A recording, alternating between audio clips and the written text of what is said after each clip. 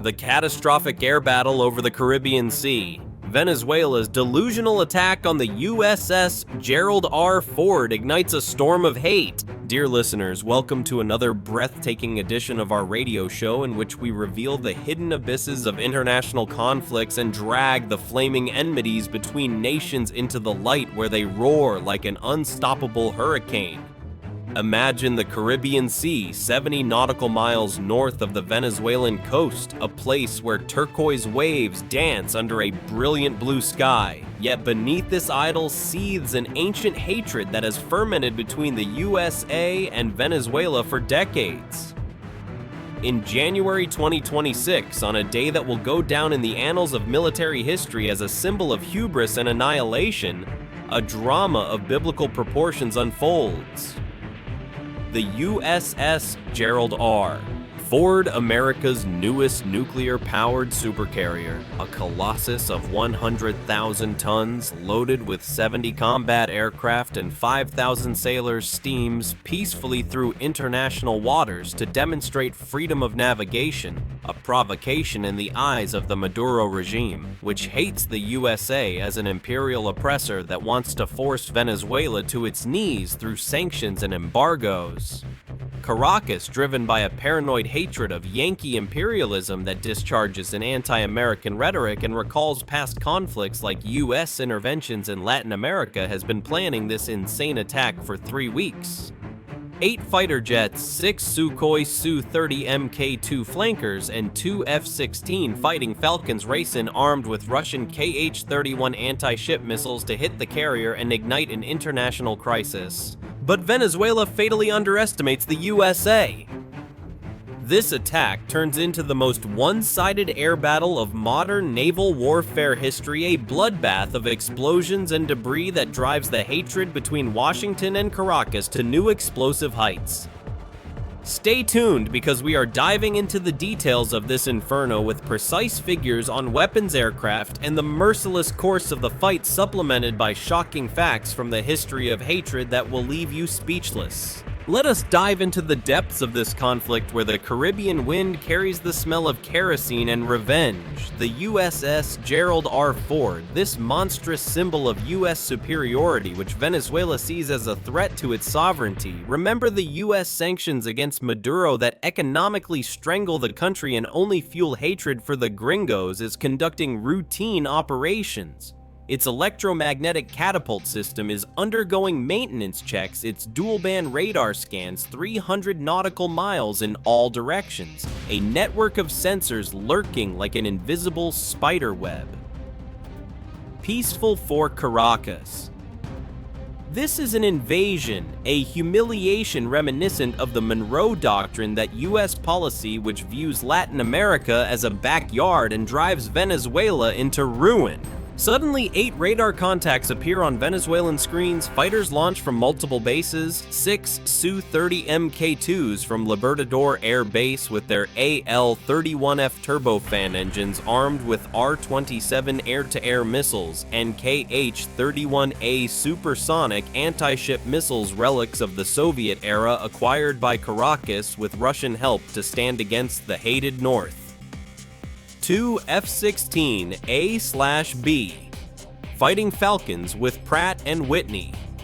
F-100 engines suffering from parts shortages due to U.S. embargoes, armed with AIM-9L Sidewinder and Python 4 missiles without long-range capability. The plan? The Su-30S fire Kh-31.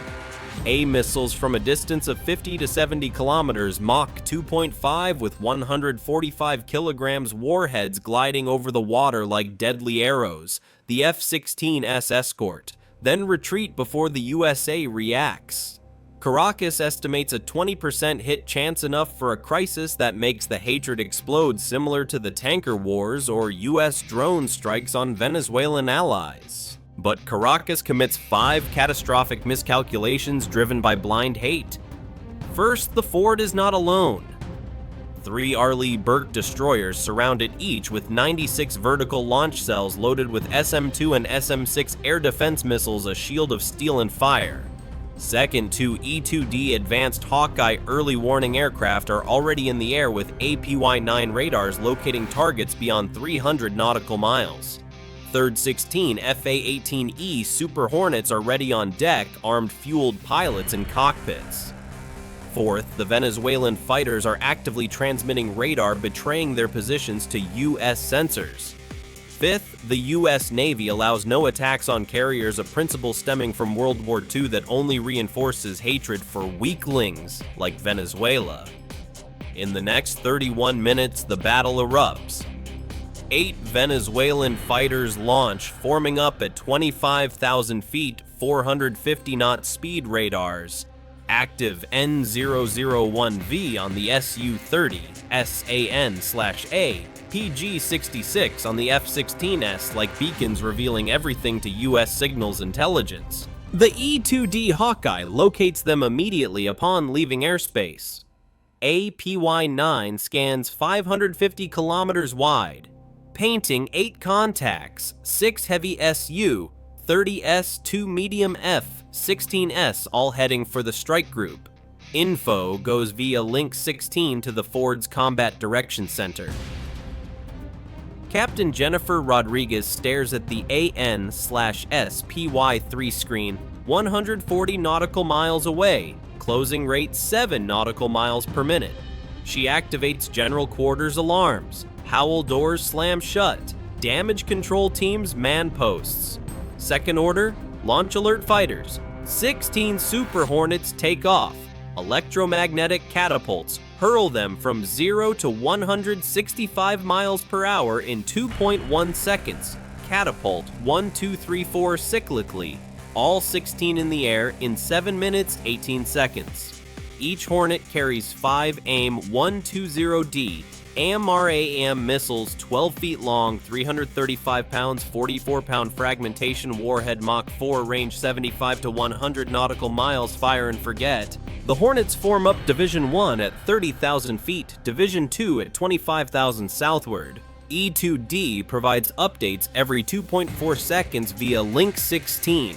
Lieutenant Commander Marcus Chen callsign Sidewinder 11 tracks on APG-79 radar 95 nautical miles, enemies approaching without maneuvering.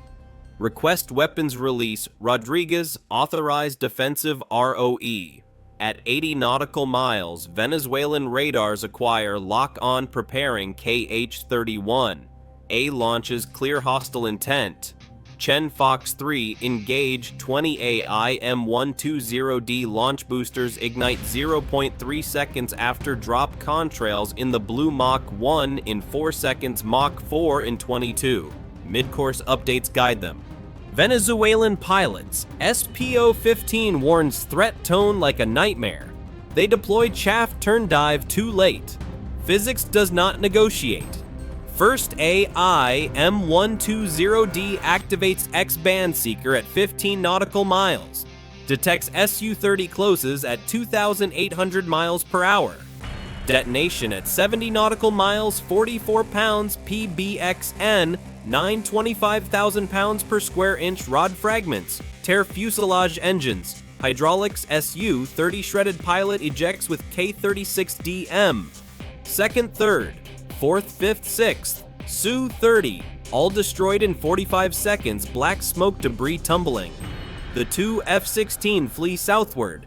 Max afterburner Mach 0.94. AIM-120D chase 97% hit probability. At 50 nautical miles, both annihilated. 8 fighters turn to 8 ejection seats and wrecks in 4 minutes, 12 seconds beyond visual range, only BVR missiles, no cannon fire. USS Gettysburg sends 2 MH-60 helicopters SAR for 8 pilots beacons on 243 MHz scattered over 20 nautical miles. 96 minutes for recovery, all uninjured handed over to Venezuelan ships. 0 U.S. losses. 16 Hornets land between 3:15 and 3:42.